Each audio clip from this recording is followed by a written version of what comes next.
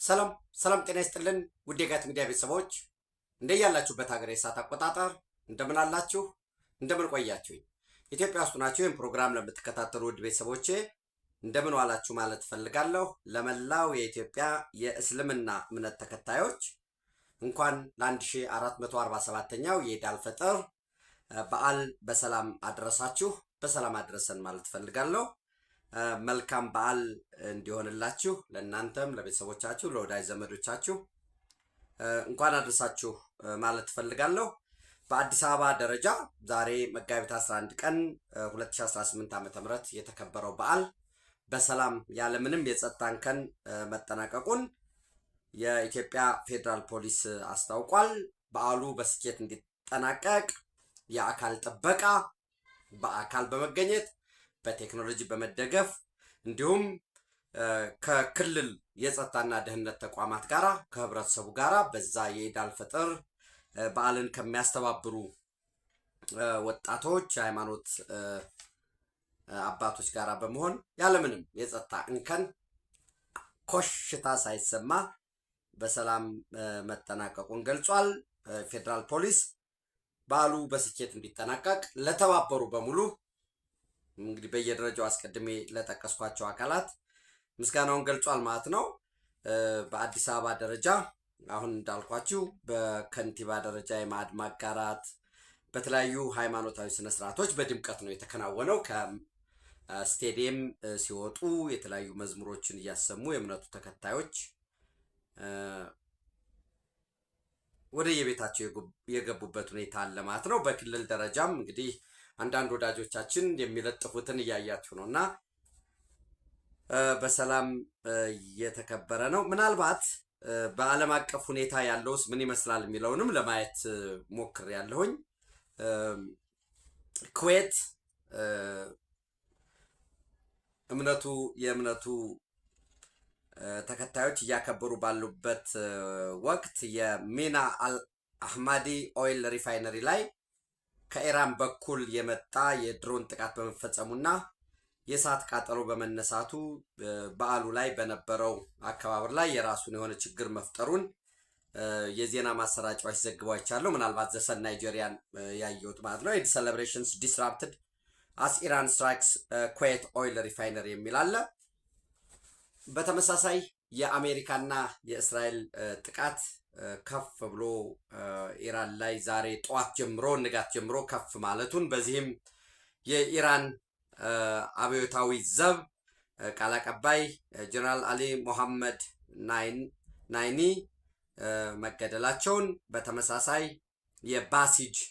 የባሲጅ የሚባለው ኢንተለጀንሱ ወይም ህዝባዊ ፖሊስ ሚሊሻ የሚባለው በኢትዮጵያ ደረጃ ካሰብነው እንደ ሚሊሻ ነው ብለው ግን ፓራሚሊተሪ ነው በጣም ልዩ የሆነ ስልጠና የሚወስድ በራሱ ኢንተለጀንስ ያለው ሙሉ ትጥቅ የታጠቀ ማለት ነው የዛ የደህንነት ኃላፊ የሆኑት ጀነራል እስማኤል አህመዲ በተመሳሳይ መገደላቸውን አልአረቢያ እንግሊዝ ዘግቧል የአይአርጂሲ ስፖክስማን ቃል አቀባይ መገደላቸውን ደግሞ አሊ ሙሐመድ ናይኒ የአናዶሎ ኤጀንሲ የዘገበበት ሁኔታ አለ ጦርነቱ እንግዲህ የሚጠናቀቅ ይመስላል ያልኳችሁ እኔ ከዚህ በፊት በሁለት ሳምንት ውስጥ ይጠናቀቃል ብያለሁኝ እኔ ፐርሰናሊ ማለት ዝም ብዬ ጥንቁልና ጉዳይ አይደለም ብያቸዋለሁ ያሉትን ቫሪያብሎች ሲታይ በተለይ ጦርነቱ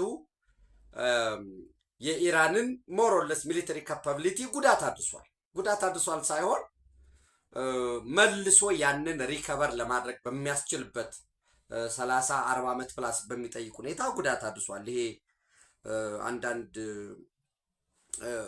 ይሄ ከሪሊጂየስ ሴንቲሜንት ወስደው እንደሚጻፈው ፕሮፓጋንዳ አይደለም እንግዲህ ባለን ንባብ የጋራ መረጃዎች ያው በሁለቱም በኩል ነው የሚዘገበው ግን የሃይማኖት ሴንቲሜንት ያለው ዘገባዎች የሚወጡትን ይሄ ኢራን አልተቻለችም ኤንሶን ምናምን የሚባለው ሌላ ጉዳይ ነው ለምሳሌ ፔቴክሴት የአሜሪካ የመከላከያ ሚኒስትር ወይም ዋር ዲፓርትመንት ኃላፊ ባህሩን ውቅያኖሱን መከፋፈል በመወሰናችን ኦፍ ኮርስ ይሄ በሁለተኛ ዓለም ጦርነት የአሜሪካ ጀነራል የተናገሩትን ንግግር ተውሰው ነው we have decided to share the ocean with Iran ውቅያኖሱን ከኢራን ጋር ለመከፋፈል ወስነናል። በዚህ መሰረት ከውቅያኖሱ አጋማሽ ወይም በታች ያለውን ለኢራን ሰጠናል። በላይ ባለው በውቅያኖሱ በላይ ደግሞ እኛ እንጠቀማለን። ምን ማለት ነው? መርከቦቻቸውን የጦር መርከቦቻቸውን በሙሉ አስጥመናቸዋል። ከባህሩ ከውቅያኖስ ወደ ታች አስገብተናቸዋል። ምንድነው የሚሉት? we have decided to share the ocean with Iran. we have given them the bottom half. ከግማሽ በታች ያለውን ሰጠናቸዋል አሉ። we have damaged or sunk over 120 of their navy ship. የባህር ኃይሉን መርከቦች ከ120 በላይ የሚሆኑትን አስጥመናቸዋል። ወይ እንግዲህ አስቡት። ሃው በጣም ኮስቲ ነው የኔቪ ሽፖች ማለት ነው። በዛ ባለፈ እንግዲህ ሁላችሁም እንደምታነቡት እንደምታዩት ተስፋ አረጋለሁኝ። የኢራን መዋቅር የገቨርንመንት መዋቅሩ በሁለት ይከፈላል። ሱፕሪም ሊደሩ የሚመራው አለ። ይሄ ሱፕሪም ሊደሩ ማለት መንፈሳዊ መሪው አያቶላህ የሚባለው አያቶላህ ያው የመጠሪያው ነው። በሱኒ እምነት ሙፍቲ እንደሚባለው ሙፍቲ ነው አለኛ ሀገር የምንለው ሰው። ሻዎች ደግሞ አያቶላህ ይሉታል። መሪ ምልክት ማለት ነው ትርጉሙ የአረበኛው። ኤኒዌይ ሱፕሪም ሊደሩ አለ። በሱፕሪም ሊደሩ ውስጥ ደግሞ ፕሬዚደንቱ አለ። በሱፕሪም ሊደሩ ከላይ መንፈሳዊ መሪ አያቶላህ አለ። ለምሳሌ አልሐሚኒ ነበሩ። እሳቸው ሞተዋል ወይ አርፈዋል። በእሳቸው ደግሞ አያቶላህ ሞሽታባ ልጃቸው ተተክቷል። ሰው ከላይ እሳቸው አያቶላህ ሞሽታባ ይሆናሉ። ተጠያቂነታቸው ተጠሪነታቸው ላላህ ነው። ማንንም ሌላ ምድራዊ ኃይል የሚጠይቃቸው የለም። በእሳቸው ውስጥ ደግሞ ምን አለ? ፕሬዚደንሻል ስርዓቱ አለ። የፕሬዚዳንት ያ ፕሬዚዳንታዊ ስርዓቱ ለአያቶላሁ ወይም ለመሪው ለመንፈሳዊ መሪው ተጠያቂ ነው። አዘሴም ታይም ደግሞ በድምፅ ስለሚመረጥ ለህዝቡም ተጠያቂ ነው፣ ለካቢኔቱም ተጠያቂ ነው ማለት ነው። ዘን በሱፕሪም ሊደር ውስጥ ሱፕሪም ካውንስል ፎር ናሽናል ሴኪሪቲ አለ። የብሔራዊ ጸጥታና ደህንነት ኮሚቴ የሚባለው በዛ ውስጥ ምን አለ እንግዲህ አርምድ ፎርሶች አሉ ወይንም መከላከያ ኃይሉ አለ ማለት ነው። አርምድ ፎርስስ ፎር ጀነራል ስታፍ እዛ ውስጥ እንግዲህ ቀጥሎ ምን ይመጣል? ሁለት አይነት ሚሊተሪ አለው። አንደኛው አይአርጂሲ የሚባለው ነው፣ የኢራን አብዮታዊ ዘብ። አሁን ከፍተኛ ቀጥቀጣ፣ ከፍተኛ ወቀጣ፣ ከፍተኛ ጫና እየደረሰበት 24/7 እየተቀጠቀጠ ያለው መሪዎቹ ተሳደው የሚመቱበት ቤዞቹ መሰረተ ልማቱ እየወደሙ ያሉት የአይአርጂሲው ነው።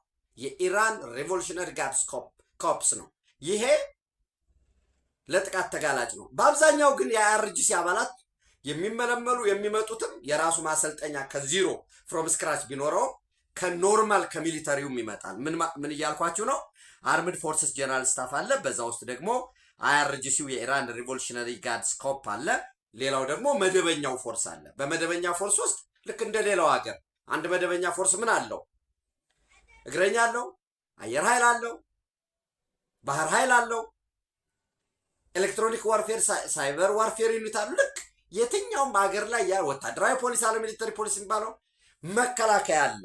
ሲምፕሊ ኔቪ፣ ግራውንድ ፎርስ፣ ኤር ፎርስ እና የራሱ የሆነ ሚሊተሪ ኢንዱስትሪ ኮምፕሌክሶች አሉት። እነዚህ ሪፍልን ክላሽን ምናምን የሚያመርትበት ወሳኙ ክንፍ የሚባለው ደግሞ አይአርጂሲው ነው።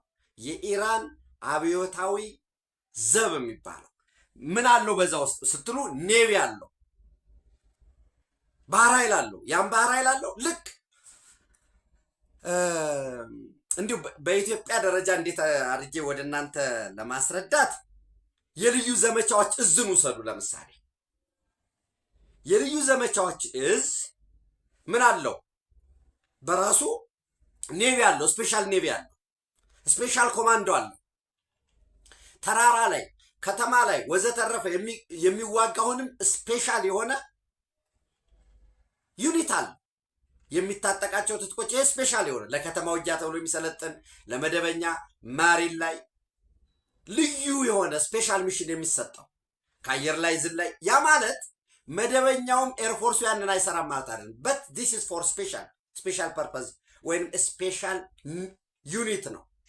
ስለዚህ ስፔሻል ኤርፎርስ አለው፣ ስፔሻል ኔቪ አለው፣ ስፔሻል ኮማንዶ አለው እና ስፔሻል ሚሽን ፎርሶች ለተለያየ የሚጠቀምበት ስልጠናው ምኑም ከመከላከያ ጋር ተመሳሳይ ሆኖ ግን ፕላስ የሆነ ስልጠና ይኖረዋል ማለት ነው። ዘን አይአርጂሲ ኔቪ አለ፣ አይአርጂሲ ግራውንድ ፎርስ አለ። ያም ተመሳሳይ ግራውንድ ፎርስ እንዳለው ሳንዘነጋ አይአርጂሲ ኤሮስፔስ ፎርስ አለው። በዚህ የአይአርጂሲ ኤሮስፔስ ፎርስ ውስጥ ከድሮን ጀምሮ እነዚህ ካሚካዚ አጥፍቶ ጠፊ ዋን ዌይ ድሮን ዋን ዌይ አታክ OWA ከምንላቸው ጀምሮ ኖርማል ደግሞ ድሮኖችን ጥቃት አድርሰው የሚመለሱ ወይንም ልክ አንማንድ ኤሪያል ቬክልስ ኦፍ ኮርስ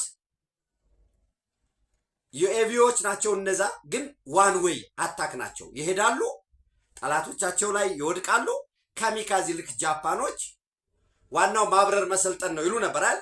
መነሳት እንጂ የማረፍ ስልጠና ዋን ዌይ አታክ የሚባለው ትሄዳላችሁ፣ የጦር ጀታችሁን ይዛችሁ የት ነው የምትሄዱት? ጠላት ላይ ሂደት ወድቃለህ ማለት ነው። ሶ ማረፍ የሚባለው ያን ያህል ድጋሚ ሚሽን ስለማይኖር ሶ ዋን ዌይ አታኮችን ጨምሮ የተለያዩ የጦር መሳሪያዎችን የሚያመርት ኤሮስፔስ ዩኒት አለው። በተመሳሳይ ቁድስ ፎርስ የሚባላል። በዛ ቁድስ ፎርስ ውስጥ ደግሞ ምን አለ? የአክሲስ የአሊያንሶች የፍልስጤሙ ህዝብ ሐማስ አለ፣ የሊባኖስ ህዝቦላ አለ፣ የሶሪያ ሚሊሻዎች አሉ፣ የአላዋይት ሚሊሻ፣ የኢራቅ በተመሳሳይ ሚሊሻዎች አሉት። የመን ይመጣል ሀውት ያለው ራሱ ስቴት ቴረር ስለሆነ ከሻቢያ ጋር ይሰራል። ቁድስ ፎርሱ ነው ከሻቢያ ጋር የሚሰራው። ኖርማል የኢራን ሚሊተሪ አይደለም እሱ ነው የሚሰራው። ሱዳን ውስጥ ኢንጌጅ ያደርጋል። ቁድስ ፎርሱ ይገዛል። ገዝቶ በክፍያ ለሚሽን ልክ ሩሲያን እንዳለው ዋግነር ግሩፕ እንዳለው ቁድስ ፎርሱ በየሀገራት ተዋጊዎችን ይመለመላል፣ ያደራጃል፣ ያሰለጥናል፣ ሰርጎ ያስገባል። ፋይናንስ ተቋማትን ግዙፍ የፋይናንስ ተቋማትን ያደራጃል፣ ይመራል፣ ነዳጅ ይነግዳል። በቬንዙዌላ ድረስ የፋይናንስ ተቋማትን ዘርግቷል። የጦር መሳሪያ ይሸጣል። ያንን በሽያጭ ያገኘውን ገንዘብ በኖርማል ባንክ ትራንስፈር ስለማይደረግ ሌላ ከበራፕ እያደረገ ኦፕሬሽኖች ይሰራል። ቁድስ ፎርስ የሚባለው ማለት ነው። በተመሳሳይ አይአርጂሲ ኢንቴሊጀንስ ዩኒት አለው። ደህንነት ኖርማሊ እኮ ሚሊተሪውም ኢንቴሊጀንስ ዩኒት አለው። የሀገሪቱ ደግሞ የኢራን ናሽናል ሴኪሪቲ አለው። ቁድስ ፎርሱ ግን ስፔሻል የሆነ ኢንቴሊጀንስ ዩኒት አለው። ሌላው ሁልጊዜ የሚነሳው ዛሬ የደህንነት ባሲጅ የሚባለው የፓራሚሊተሪ የሆነ ሚሊሻ የሆነ ግን አሁንም በልዩ ሁኔታ የሰለጠነ የሚሰልል ቤት ለቤት እንግዲህ ከቤት ውስጥ ይጀምራል፣ ወደ መንደር ያድጋል፣ ወደ ቀበሌዎች፣ ከዛ ሙሉ ኔትወርክ እንዲሆነ ነው ማለት ነው። አሁን የእስራኤልም የአሜሪካም ዋነኛ የጥቃትና ማዕከል የሆነው አይአርጂሲው ነው። ለምን? የኢራን ኢስላሚክ ስቴትን በዋነኝነት የሚጠብቀው ይሄ ክንፍ ስለሆነ ማለት ነው። ሰው እየተዳከመ ያለበት ከ120 በላይ የጦር መርከቦች እንግዲህ ቀላል አይደለም። የሮኬት የድሮን ማዕከላት መተኮሻዎች፣ የኒውክሌር ካፓቢሊቲያቸው በኢኮኖሚ በፋይናንስ ረገድም የሚዲያ ካፓቢሊቲያቸው ጥቃት እየደረሰበት ነው። በዋነኝነት ደግሞ አይአርጂሲውን አቁመውት የነበሩ እነዚህ አክሲሶቹ እስካሁን ወስኖ ያ የራሱን ተዳክሟል። ኦፍኮርስ የየመኑ ሀውቲ ካልሆነ በቀር ሌሎቹ እየተቀጠቀጡ ያለበት ሁኔታ ነው ያለው። በዚህ ሂደት ግን ኢራን እጁን አጣጥፎ ምንም አላደረገም ማለት አይደለም። ኢራን መልሶ ይዞበት የሚመጣው ጣጣ መገለል መልሶ ደግሞ ለምሳሌ አስቀድሜ እንዳልኳችሁ ዛሬ ኩዌት ላይ ጥቃት ፈጽሟል።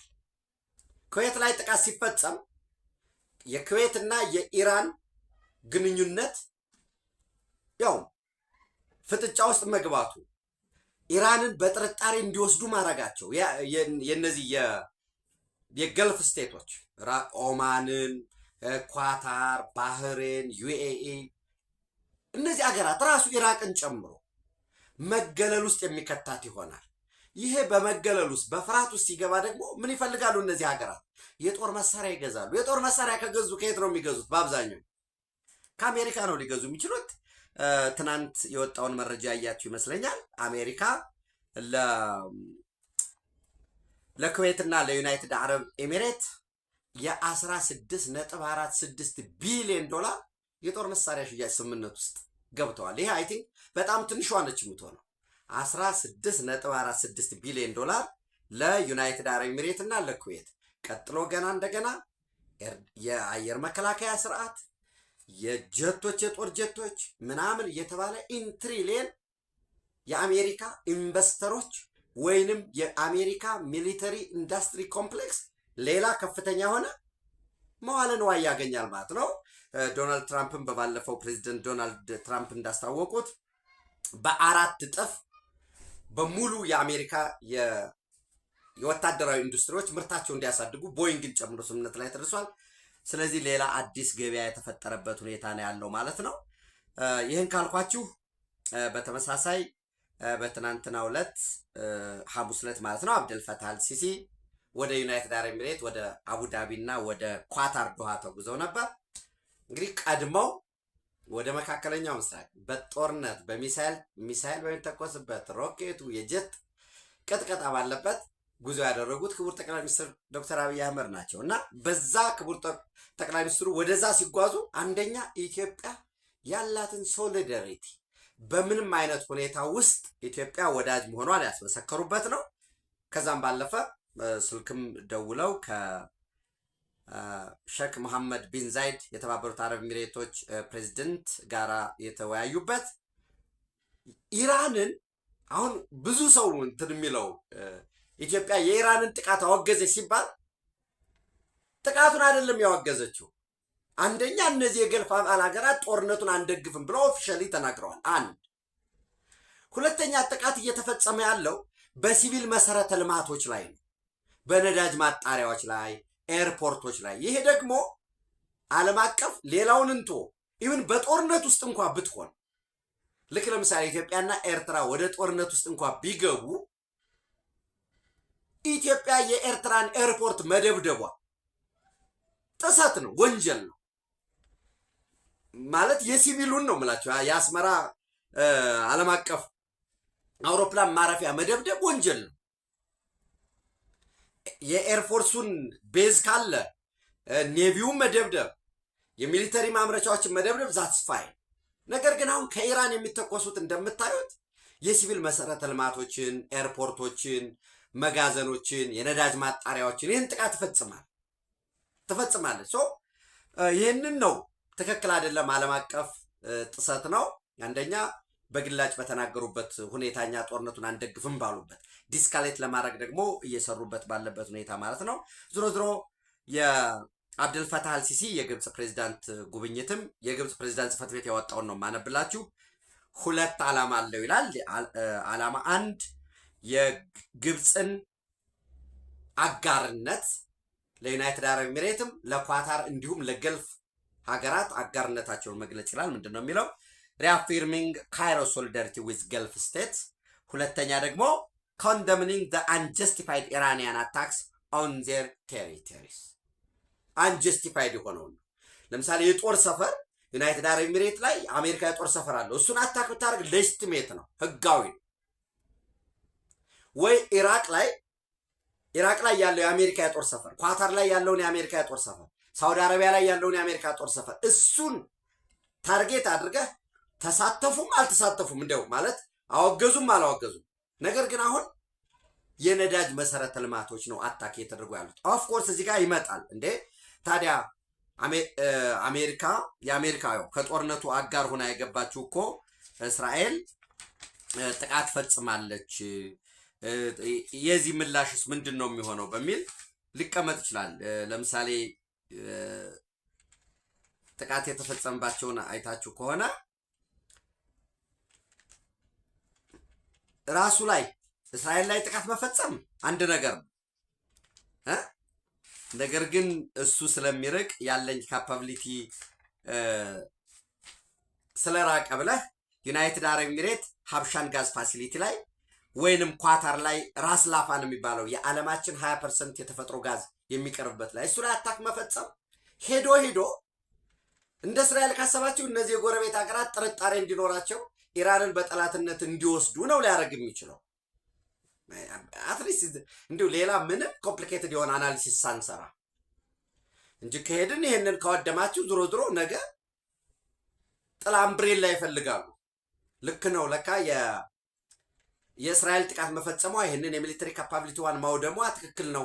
አብረን እንስራ ከነሱ ጋር ሌላ ምንም አማራጭ የለንም ወደሚል እንዲያመራ ያደርጋል። እና የራስ ላፋን ላይ የተፈጸመው ጥቃት፣ የሀብሻን ጋዝ ፋሲሊቲ ላይ የተፈጸመው ጥቃት ኦፍኮርስ ታዲያ ለምንድን ነው የደቡብ ፓርስ ላይ የተፈጥሮ ጋዝም እኮ በእስራኤል ጥቃት ተፈጽሞበታል የሚለውን ይህንን እንግዲህ ቤንጃሚን ኔታንያሁ እኛ ለአሜሪካ ጥቃት እንዳንፈጽም እየነገረችን ነው። ጥቃት የፈጸም ነው በእኛ በራሳችን ነው ኢንዲፔንደንትሊ ነው በሚል የተቀመጣለ። ዞሮ ዞሮ ጦርነት እንደምታዩት ለሆነ ሀገር ይጎዳል፣ ለሆነ ሀገር ደግሞ ይጠቅማል። ይህን ጦርነቱን ተከትሎ ለምሳሌ በከፍተኛ ደረጃ ታይዋን ውስጥ ኤነርጂ ክራይሲስ አጋጥሟል። ከመካከለኛው ምስራቅ ወስደው ነው ምንድን ነው የተፈጥሮ ነዳጅ ወስደው ጋዝም ወስደው ኃይል ያመነጩ የነበሩት ቻይናዎች ያላቸው አማራጭ ከኛ ጋር ብትሆኑ የቻይና አቅም እኮ ለእናንተ ከምንም በላይ ነው በሚል ያስቀመጡት አለ።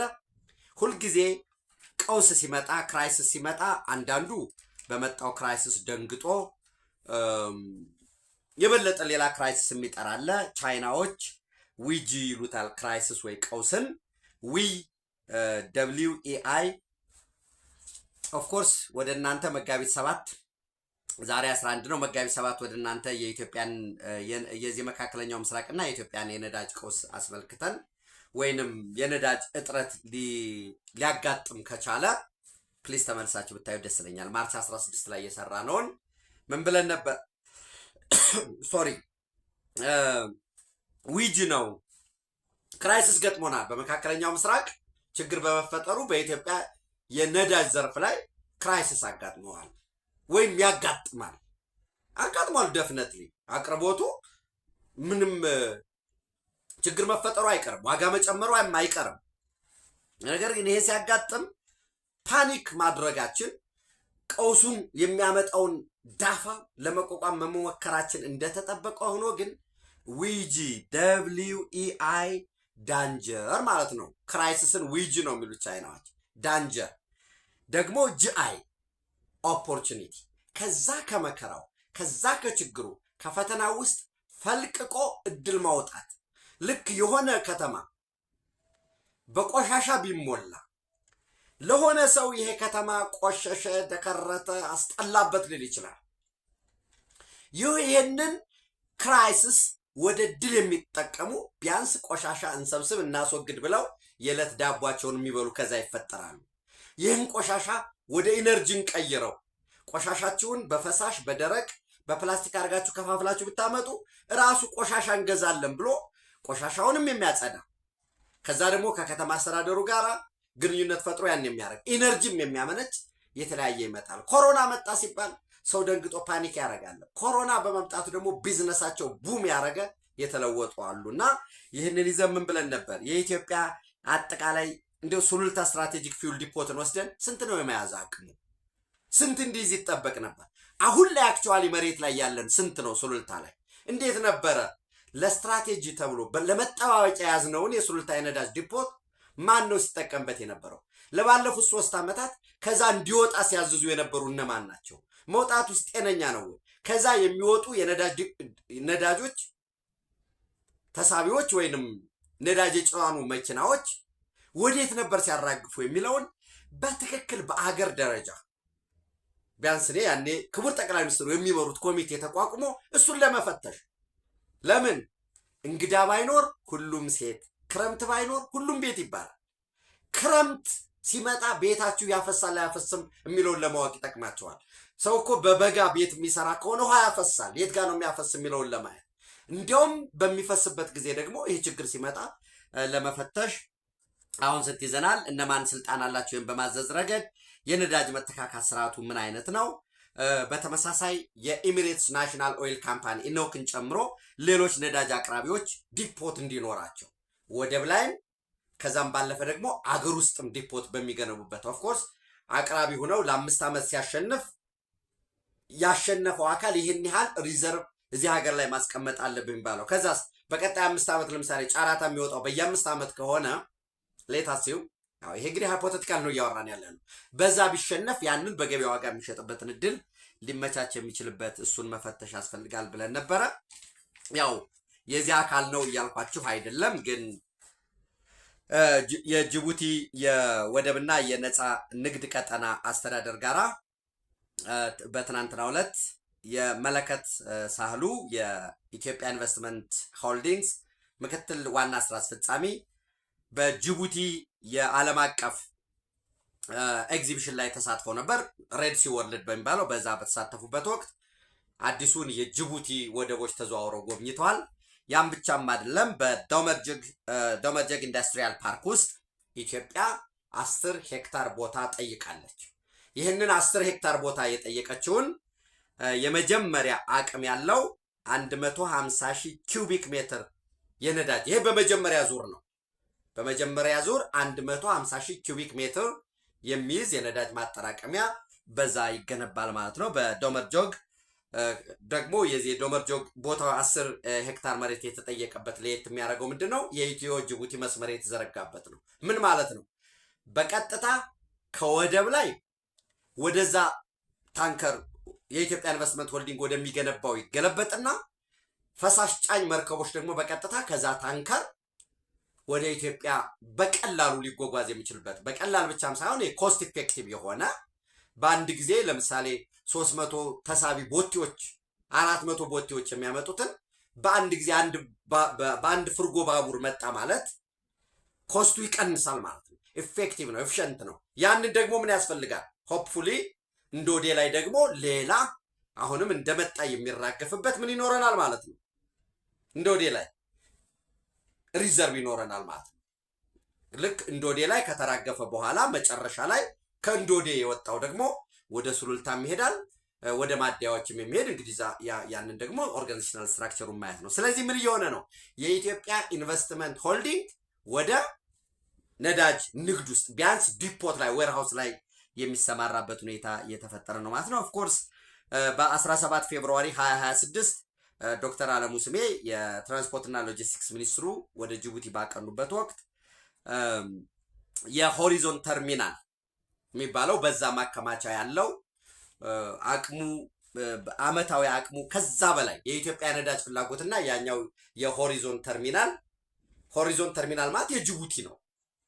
ከዛ ከአቅሙ በላይ ማለት ማክሲመም ካፓሲቲ የሚባለውን የመጨረሻ ወደ 5 ሚሊዮን ቶን ነው። እሱን ከዛ በላይ የኢትዮጵያ ፍላጎት እያደገ በመሆኑ የራሳችንን መገንባት እንፈልጋለን እናንተም ማሳድጉ ተብሎ ተጠይቀዋል። ስለዚህ ወደዛ እየተሄደ ነው ማለት ነው።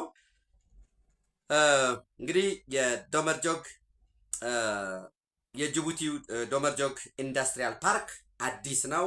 ሌሎች ሀገራትም እንዲገቡ ጥረት እየተደረገ ነው። ኦፍኮርስ በዚህ በኢንተርናሽናል ኤግዚቢሽኑ ወይንም ሬድ ሲ ወርልድ ኤግዚቢሽን ላይ የተለያዩ ጉዳዮች ነው የቀረቡ። ለምሳሌ ከሲ ወደ ኤር ካርጎ ቀጥታ በመርከብ ይመጣል የሆነ ሸቀጥ የሆኑ ሎጂስቲክሶች ከመርከብ ላይ እንደገና በኤር ካርጎ ወደ 25 ሀገራት ዲስፓች በሚበተንበት ሁኔታ በዋነኝነት የተመረጡት የኢትዮጵያ ኤርላይን እና የሩዋንዳው ኤር አየር መንገድ ናቸው። ሌሎችም የደሱ፣ የጅቡቲ፣ ኢትዮጵያ፣ ሳውት ሱዳን፣ ኡጋንዳ የሚቀጥል ከኡጋንዳ ወደ ብሩንዲ፣ ሩዋንዳ አድርጎ እንደ ቅድ እስከ በዛኛው ሳይድ እስከ አትላንቲክ ኦሽን ድረስ የመሄድ እቅድ አለው። እሱ የቀረበበት ሁኔታ አለው። እንግዲህ ይህንን አንዳንዶች እንዴ እስካሁን የሻዕቢያ ልሳኖች እንዲሁም የተቀጠሩ የአማርኛ ክንፎቻቸው ባንዳዎች እስካሁን አላነሱትም እንጂ በቃ የቀይ ባህር ጉዳይ ቀረ ወይ የአሰብ ጉዳይ ቀረ ማለት ነው እንዴ ጅቡቲ ላይ እንደዚህ የምንገነባ ምናምን የሚል መነሳቱ አይቀርም። ሲምፕል ጥያቄ ነው የምንጠይቀው። ከ2000 ኪሎ ሜትር በላይ ሲ አክሰስ ወይንም ከበሬጅ ያላት ግብፅ የት አላት? ጅቡቲ ላይ በዚህ ፍሪ ዞን ላይ ገብተው እያስፋፉ ነው ሌሎችም ሀገራት እና ኢትዮጵያ በጣም ሰፊ ሀገር ነው። በጣም ማለት ጭንቅላታችን ውስጥ አጥበን ስለምናየው የተለያዩ ስንኩል የሆነ አስተሳሰብ በአእምሯችን ስላለ ነው እንጂ ኢትዮጵያ ምጽዋንም አሰብንም ጅቡቲንም ሞምባሳንም ሙሉ የሶማሊያን ወደቦች እንኳ መጠቀም የሚያስችል ግዙፍ ኢኮኖሚ ያለው ሀገር ነው። አልተጠቀምነውም፣ አላወጣነውም፣ ኤክስትራክት አላረግነውም። ሰላም ሁነን እንዴት አድርገን ነው የውጭ ባለሀብቶችንም የውስጥ አቅምንም ስበን የገጸ ምድሩንም የሚታየውንም ከውስጥ ደግሞ ቆፍረን የምናወጣው የከርሰ ምድሩንም ተጠቅመን ወደ እድገት ወደ ብልጽግና የምንሄደው በምን አግባብ ነው? የፖሊሲ ጉዳይም የካፒታል ጉዳይም የአጠቃላይ የሀገራዊ ብሔራዊ ትርክት የመፍጠር እነዚህን ሁሉ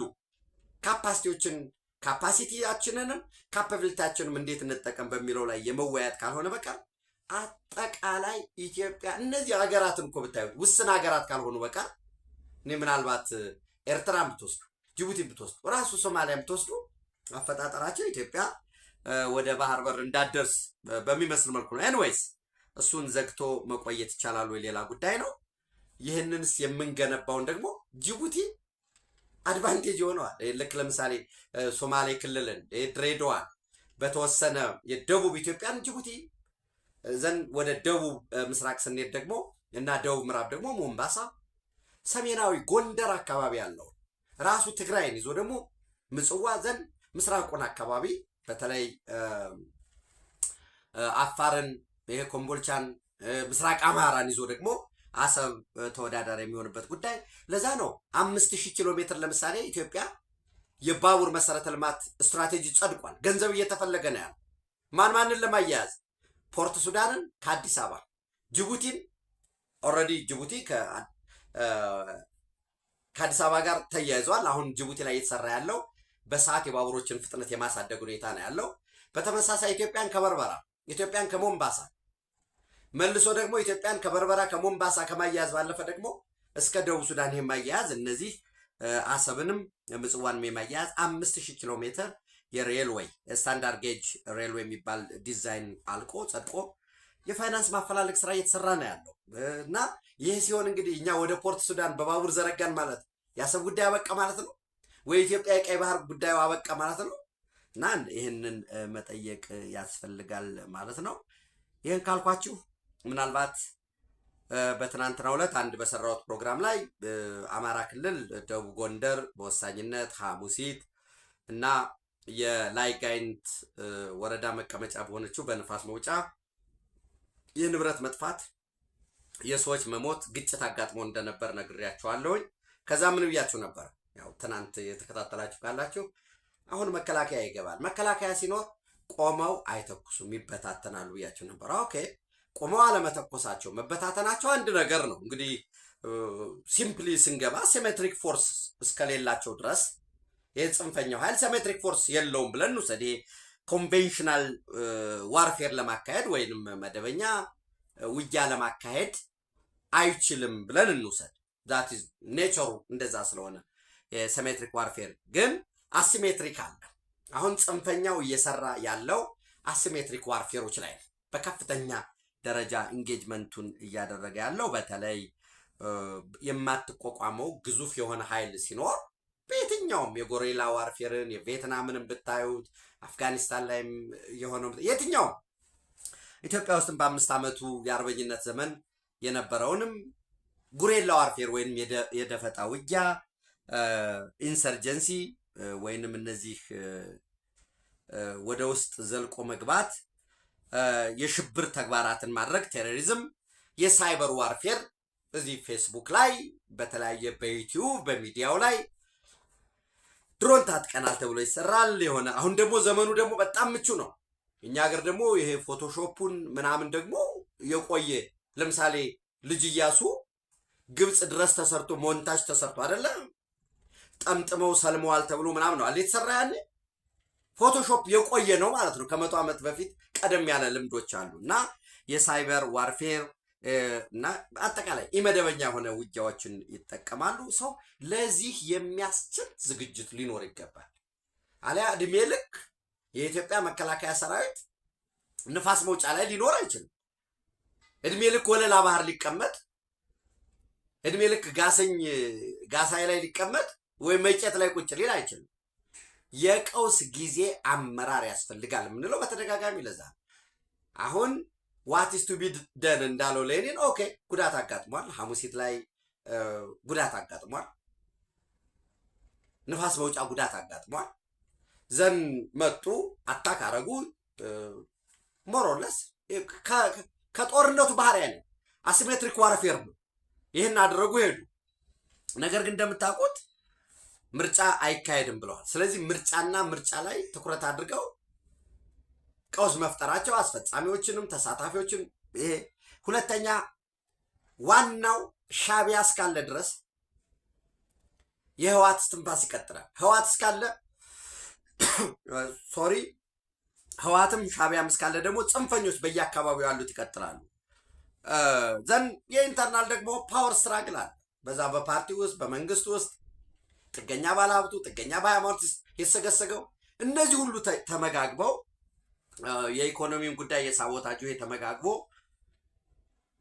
የዚህ አሲሜትሪክ ዋርፌር የመቀጠል እድሉ ከፍ ያለ ነው ማለት ነው። ይህንን በዛ ረገድ የጸረ ሽብር የጸረ ሽምቅ የተሻለ የሳይበር ወርፌሩን ይህን መመከት ያስፈልጋል። አሊያ በጣም ኢን ሚሊዮን ዶላር ወጥቶ ሶፍትዌሮች በልጽገው ምን ብለው ከሌሎች ሀገራት ጋር በትብብር የሚሰራውን ጉዳይ አንድ ደፋር ጎበዝ ይሄው በቃ ድሮን ታጥቀናል ብሎ የሆነ ቅንቡላ ምናምን አስሮ ይሄን ይላል። ሳይበር ዋርፌር ነው፣ የዛ አካል ነው። እሱም ማየት ያስፈልጋል። ግን በአማራ ክልል ደረጃ ቢሮክራሲውን በደንብ መፈተሽ፣ ተስፋ የሚሰጡ ስራዎችን መስራት አይ ቲንክ ጸረ ሽምቅ የሚባል ጠንካራ ኃይል በየአካባቢዎች እሱን ማስቀመጥ በሪፖርት ዝም ብሎ ወረቀት ላይ በሚቀርብ ሪፖርት በቃ ጽንፈኛውን አጽድተነዋል በተራራ በሸለቆ ነው የሚሮጥ ምናምን ከሚል የተለመዱ ቃላት መውጣትና በትክክል ስራ መስራት ያስፈልጋል። ዝሮ እንዳልኳችሁ ጉዳት አድርሰዋል። ግን መከላከያ መጣ ሲባል ሩጠው የጠፉበት ሁኔታ ነው ያለው። ሌሎች ተጨማሪ መረጃዎችን ትንተናዎችን በመጨመር በጋት ዕለታዊ ምሽት ወደ እናንተ ደርሳለሁ። ኢትዮጵያዊ ክብር ለዘላለም ትኑር። ታንኪዩ